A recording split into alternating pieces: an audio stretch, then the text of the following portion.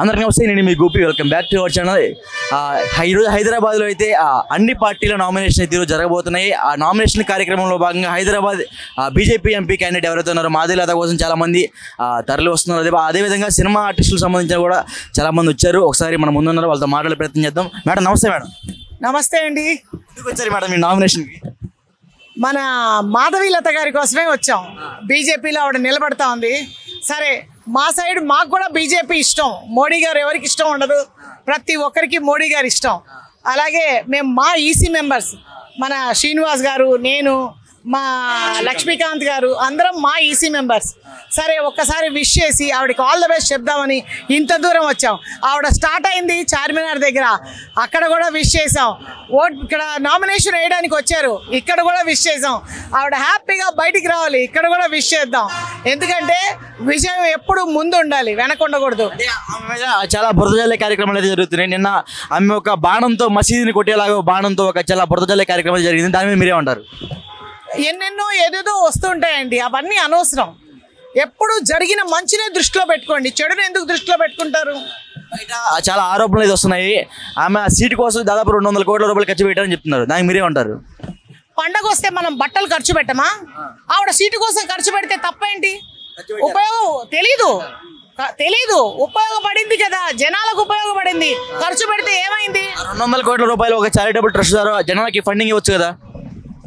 చూడు, మంచి కార్యక్రమాలు ఆవిడ వస్తే ఇంకా ఎన్నో చేస్తుంది. 200 కోట్లు అనేది అబద్ధం. హైదరాబాద్ అనేది ఒక ఎంఐఎంకి అడ్డా క్యాండిడేట్. గత 4 తరాల నుంచి ఎంఐఎంఏ గెలుస్తుంది. మాధవీలత గారు ఎందుకు గెలుస్తారు? ఒకవేళ గెలిస్తే ఆ నగరానికి ఏం చేస్తారు? మోడీ గారి దగ్గర నుంచే ఆవిడకి పిలుపు వచ్చి ఉంటుంది. లేకపోతే ఆవిడ ఇంత ఆర్భాటంగా 6 లక్షల ఓట్లు తీసేసి దొంగ ఓట్లు ఆవిడ ముందుకు వస్తుంది అని అంటే ఎంత పవర్ఫుల్ లేడీ. ఏదైనా ఆడవాళ్లే గొప్పవాళ్ళు. అదే గత 4 సార్లు నుంచి నాంపల్లి నుంచి కాంగ్రెస్ అభ్యర్థి ఎవరైతే ఉన్నారు ఫిరోజ్ ఖాన్, అతను కూడా చాలాసార్లు పోటీ చేసి ఓడిపోయాడు.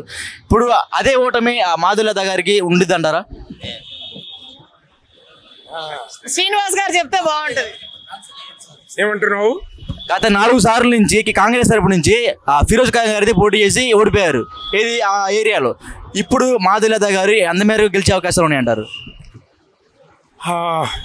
ఎప్పుడు కూడా గివప్ ఇవ్వద్దు, ప్రయత్నిస్తుండాలి.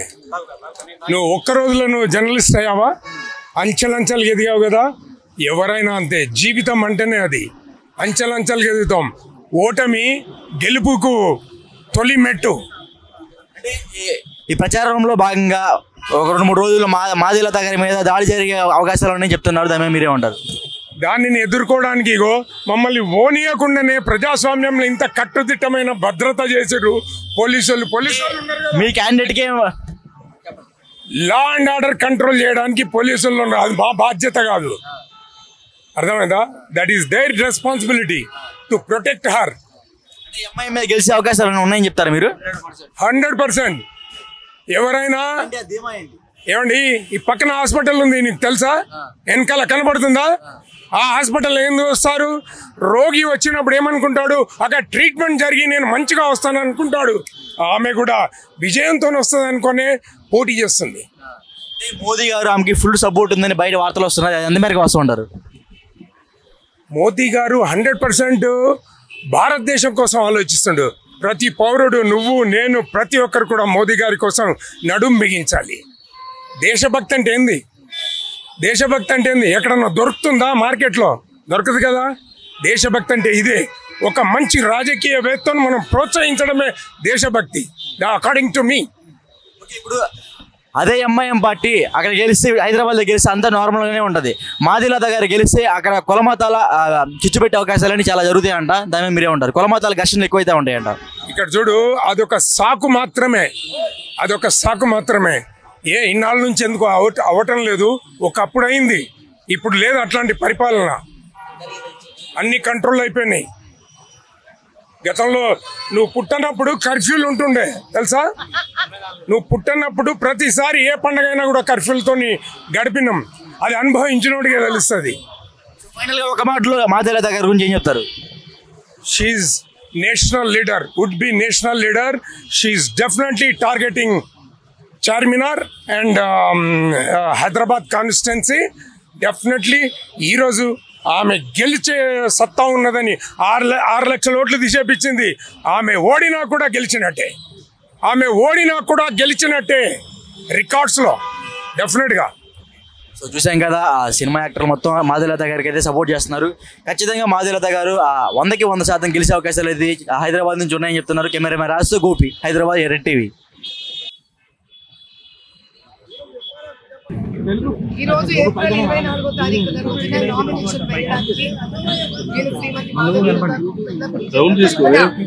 భాగ్యలక్ష్మి మందిరం దగ్గర నుంచి ఏదైతే సౌండ్ రాదన్నా చేశామో ఇది కేవలం ఒక ప్రాసెస్, ఒక పద్ధతి కోసమే తప్ప ఇది చూస్తుంటే మాకు ఆల్రెడీ విజయయాత్ర లాగా ఉంది, గెలుపు యాత్ర లాగా ఉంది.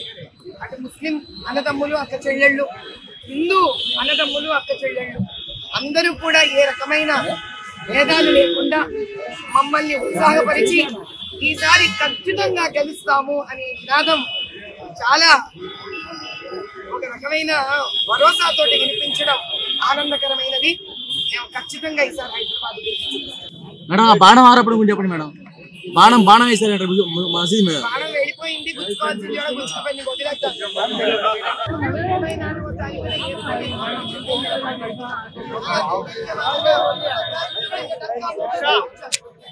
హిందూ అన్నదమ్ములు అక్క చెల్లెళ్ళు, ముస్లిం అన్నదమ్ములు అక్క చెల్లెళ్ళు కూడా చాలా బాగా సహకరించి మేము గెలుపు ర్యాలీ చేస్తున్నట్టుగా అనిపించింది.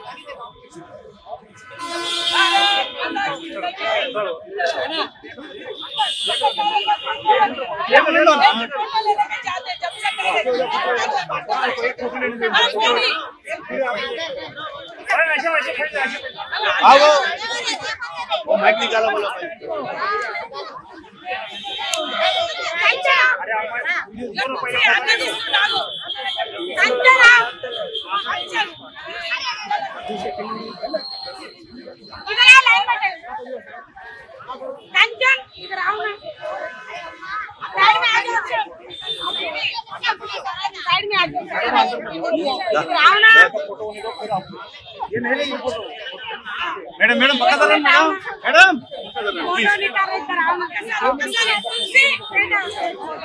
మేడం లోగా తీయండి మేడం. ఏమ్మా లో లోగా తీయమ్మా మేడం, లోగా తీ లోగా తీ. मानवीयता संघर्ष करो, हम तुम्हारे साथ हैं। मानवीयता संघर्ष करो, हम तुम्हारे साथ हैं। मानवीयता संघर्ष करो, हम तुम्हारे साथ हैं। मानवीयता संघर्ष करो, हम तुम्हारे साथ हैं। भारत माता की जय, भारत माता की जय, भारत माता की जय।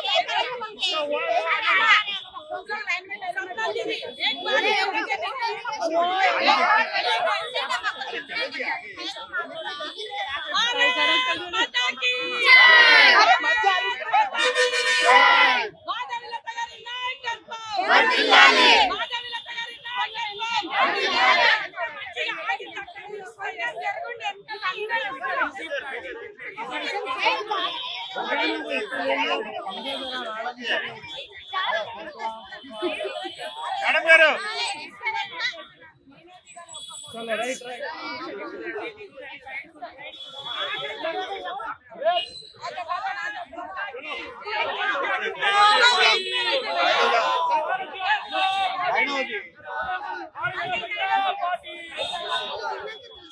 చూసాం కదా, మాధవీలత గారి నామినేషన్కి అయితే జనసందోహం అయితే బాగా తరలి వచ్చారు. అదేవిధంగా ఆమె ఇప్పుడే నామినేషన్ వేసి బయటికి వెళ్ళిపోయి ఖచ్చితంగా నేను ఓల్డ్ సిటీలో అదేవిధంగా హైదరాబాద్ ఎంపీ క్యాండిడేట్గా ఖచ్చితంగా నేను గెలుస్తానని ఆమె ధీమా వ్యక్తం చేస్తున్నారు.